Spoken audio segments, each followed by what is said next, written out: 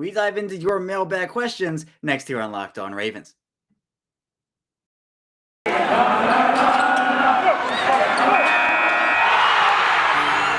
are Locked On Ravens, your daily Baltimore Ravens podcast, part of the Locked On Podcast Network, your team every day.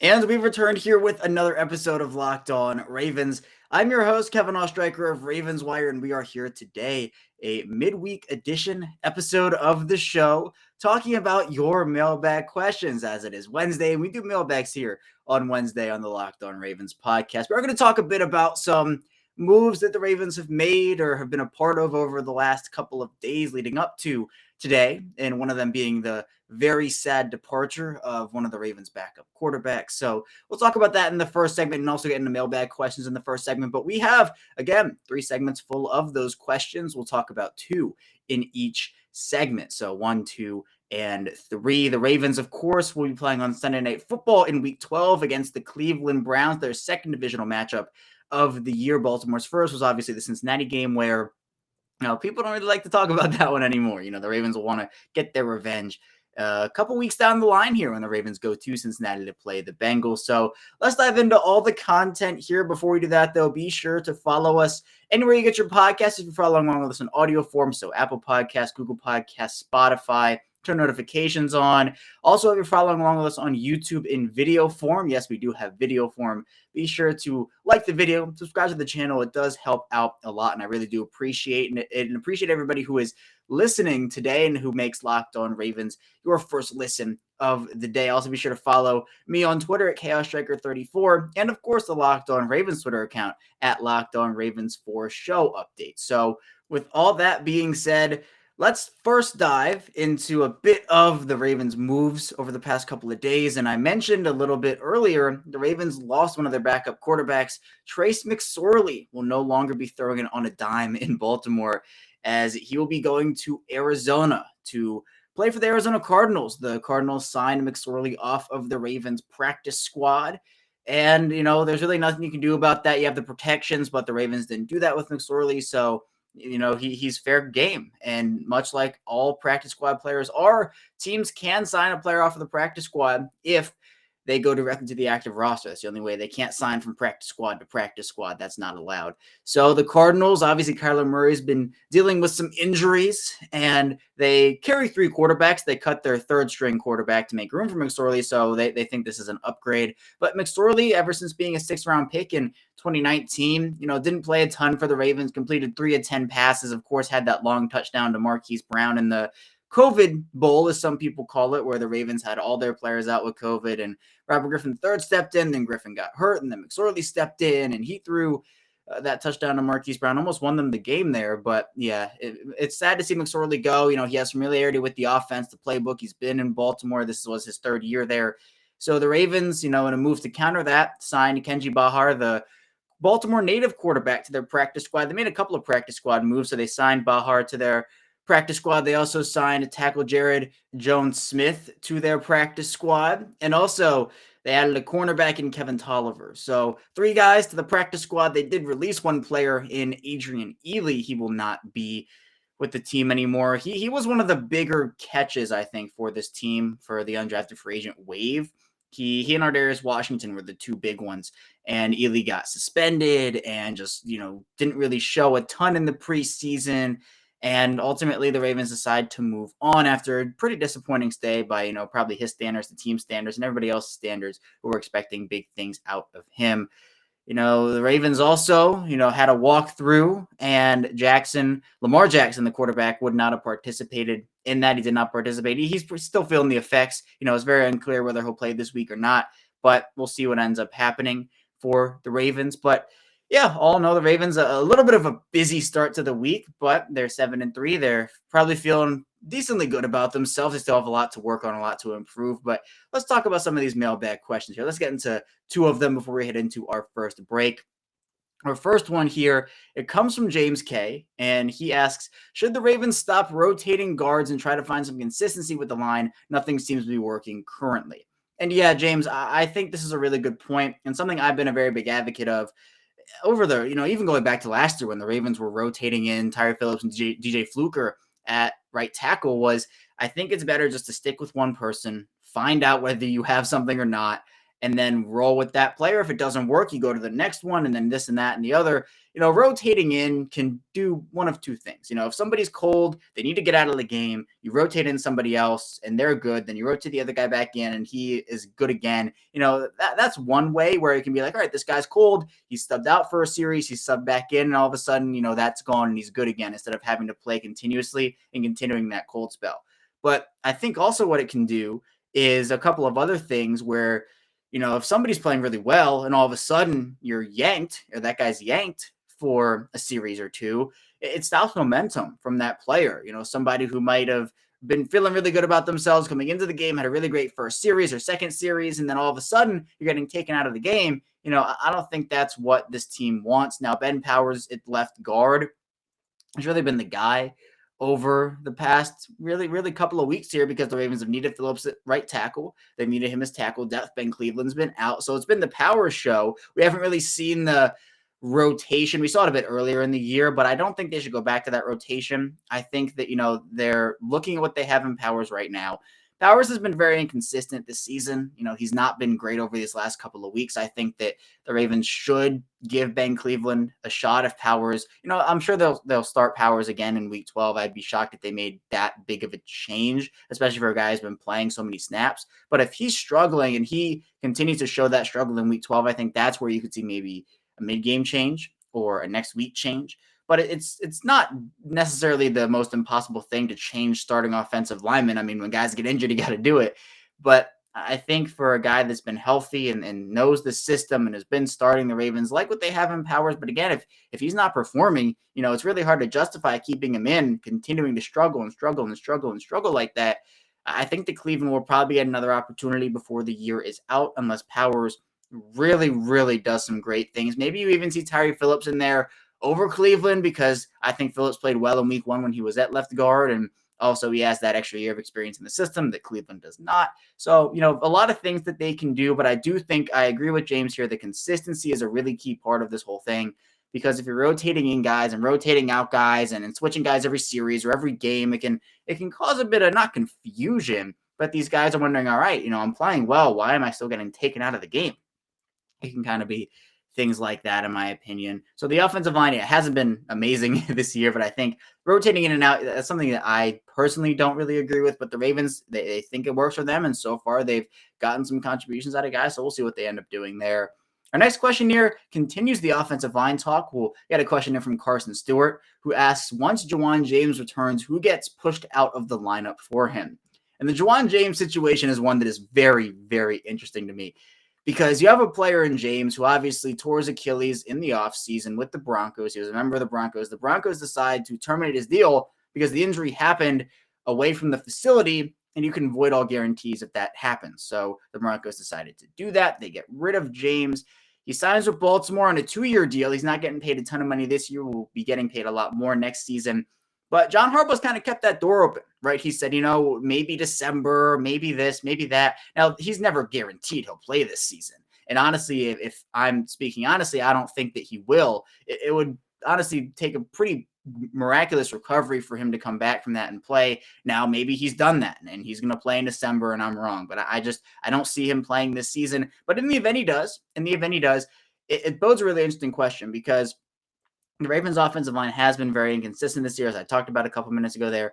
And they could be looking for any spark, especially at the tackle situation where you don't have Ronnie Stanley. Alejandro Villanueva has been probably the definition of inconsistent this season. Pasha McCarry's playing great, but do you want him as a swing type of guy who can back up all 5 positions potentially? I mean, it's really difficult because you have a guy in McCarry who's playing very well at right tackle. And Juwan James is a right tackle. So you have 2 players there, one in McCarry, one in James.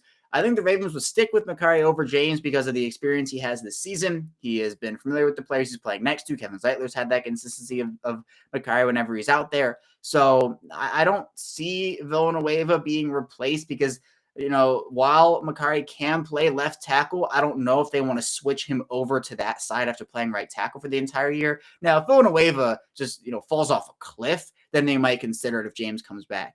But I don't really know in that situation because James is a right tackle. And while you can, flip-flop guys into this or that and the other, I think that maybe the Ravens just keep it as it is and keep James as a backup tackle. And then when you look to next season, so let's say James doesn't play this year, you look to next season, I think there's a couple of different things they can do.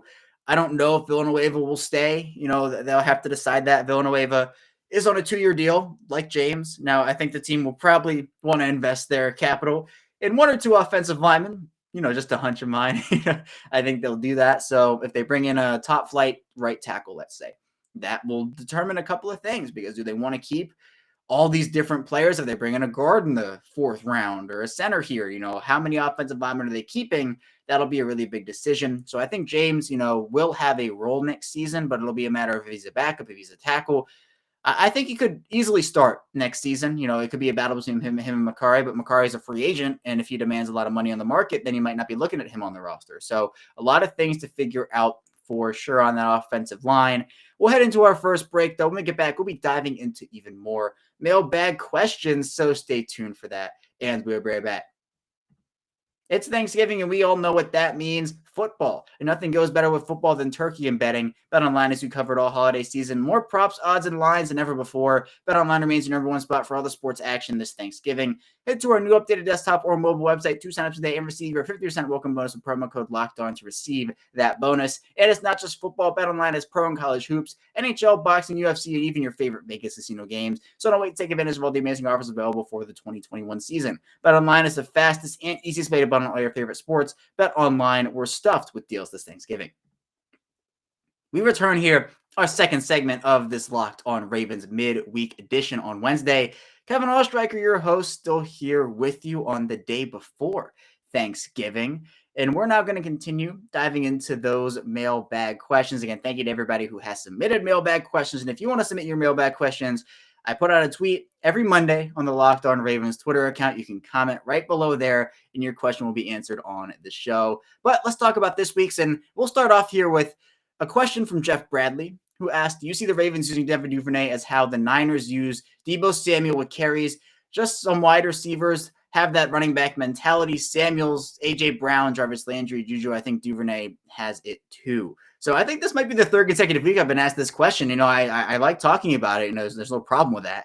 I think for Duvernay, as I've said before, the Ravens could certainly look to use him that way. And the reason why it's more of a likely possibility as opposed to, there's no way this is happening is because the Ravens running game has just been so stagnant outside of the quarterback. And that's not what you want out of an offense. While Devonta Freeman has shown improvement, he was not great over the first couple of weeks. I think he is playing a lot better than he was then. Latavius Murray, more of a north-south runner.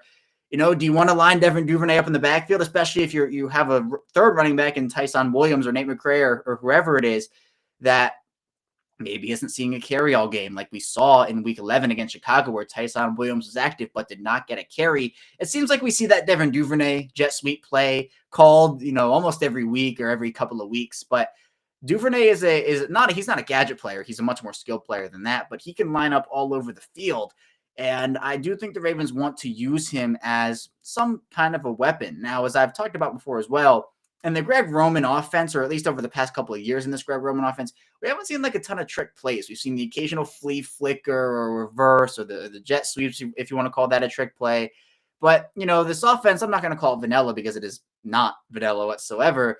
But sometimes the play calling, we've talked about how it can be predictable at times or the lack of adjustments. But sometimes I'd like to see, maybe something to throw off a defense. And there's not a lot of Duvernay lining up in the backfield on tape. So maybe Greg Roman and this offense is saving it for the later weeks. We've talked about the stretch they have coming up in their final 7 games, with Cleveland being the first on the docket, but they have 5 of their last 7 against divisional opponents.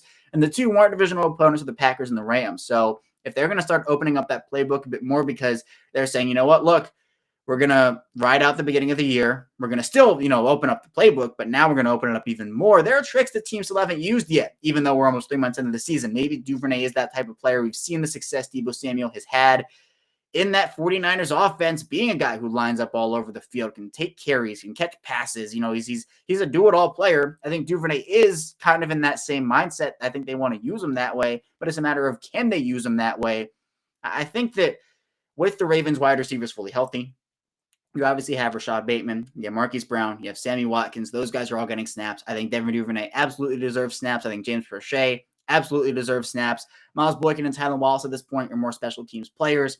But, there's no denying that the team's going to have to feed Marquise Brown and feed Bateman and feed Watkins and Mark Andrews also. Where are you lining up with all these guys? Duvernay's going to get snaps. He's going to get snaps. I'm not saying he's not going to.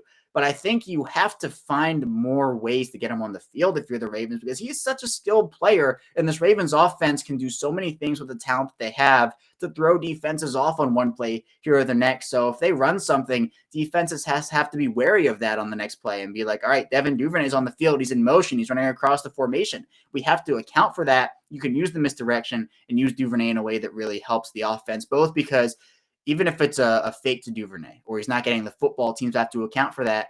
And then all of a sudden, on one of those plays, you're giving him the ball and he's running the football and he is a good athlete, bowling ball type of player, doesn't go down easily, has speed. So I think Baltimore could definitely use him in that role. I'd be excited and interesting to see if he does get used in that way a little bit more. But in this offense, they have a lot of mouths to feed. I think Duvernay is definitely one of them who deserves a bit of, consistent production, consistent targets, and consistent with the football in his hands. But there are so many options that you kind of wonder, where is the football going to go and how often is the football going to get to these players, and how can you get the football in the players' hands as well?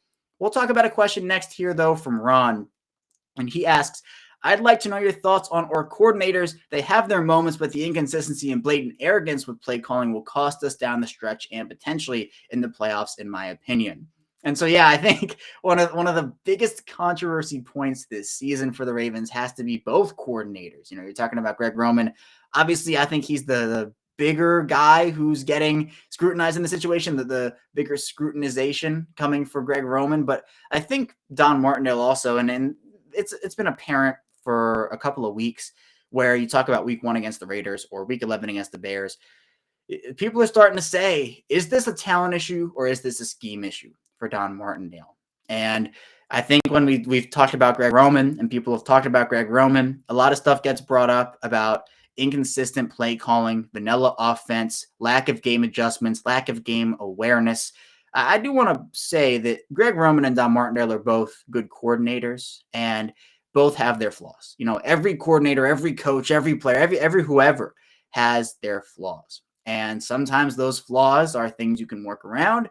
And sometimes those flaws are things that are crippling to a franchise or to a certain unit, and it ultimately requires change. Now, for Greg Roman, his whole thing over the course of his career has been great run offenses, has been the architect of some very, very historic rushing offenses, including in Baltimore.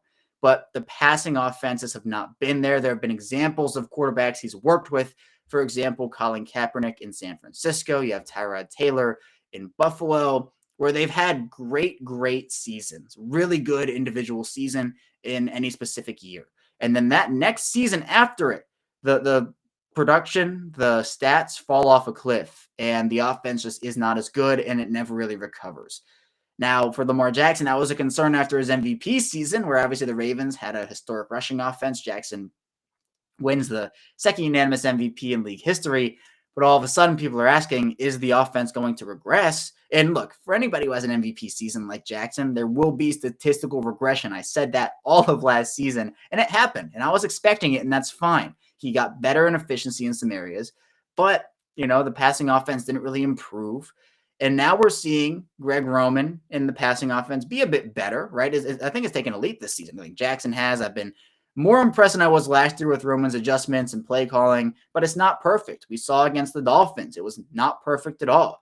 2nd and 17 and he's running there. That is something that I can't defend. So I'm not saying I'm a Greg Roman defender or Greg Roman, fire Greg Roman type person. I'm neither or, because I think that with the Ravens, and even with a coordinator like Roman and what he's been able to do, honestly, I expected more out of the run game this season. I'm sure a lot of people have, even though there's no Dobbins, even though there's no Edwards.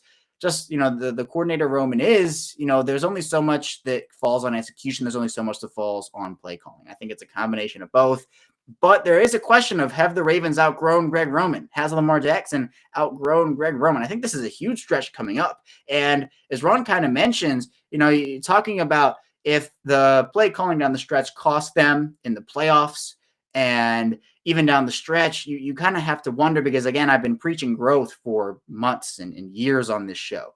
If Greg Roman continues to grow, if the offense continues to grow with him, there are, of course, those games or those quarters or those halves where it does not work. That's fine. Again, nobody's perfect. But if it is consistent, if the Ravens can advance past this or past that, then you have to start to ask the question, because I think what we've seen with Don Martindale's defense is Don Martindale's a very smart defensive coordinator, a very smart, high IQ guy.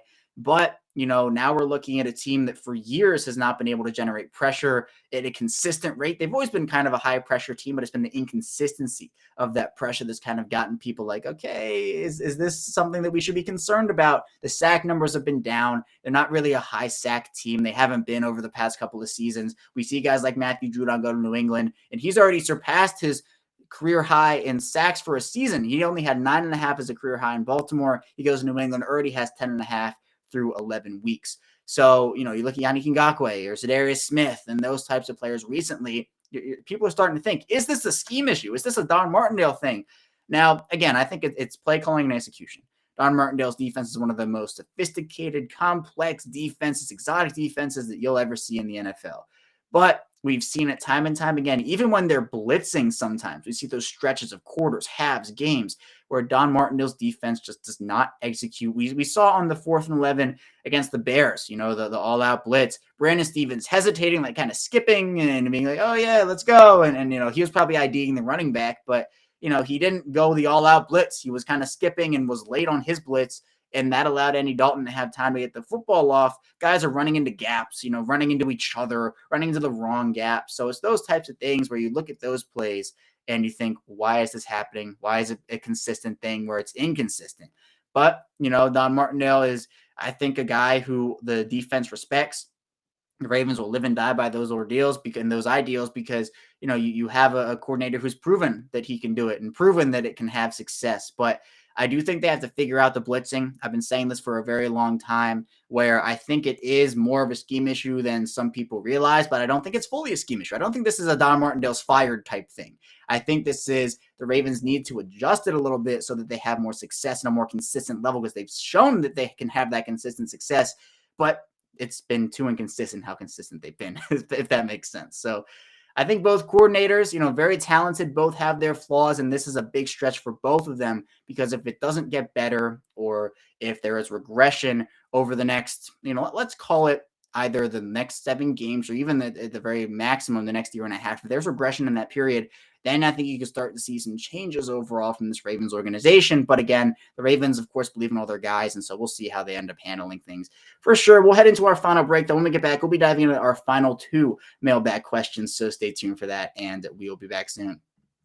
Built Bar is the best tasting protein bar ever. If you haven't tried a Built Bar by now, you're missing out. They say it's a protein bar, but it does not taste like one. You have to try one of these amazing bars yourself to believe it. Most protein bars are chalky or waxy, just plain hard to choke down. But a Built Bar is soft, covered in 100% real chocolate. And when you bite into it, you're eating something different. It's more of an experience, one that you'll enjoy. In fact, it's great eating a candy bar. So go to Built.com and use promo code LOCKED15 and get 15% off of your order. Use promo code LOCKED15 for 15% off at Built.com. We return here, our final segment of this Wednesday edition of Locked On Ravens. Kevin Ostreicher, your host, still hanging out with you here. And let's round it out, diving into our final 2 mailbag questions, which both of them come from Positive Vibes 0611. So love the positive vibes. And the first question is, why is the terrible safety play gone unnoticed? How many interceptions do we have this year? We need a ball hawking safety. Safeties can't keep getting beat deep.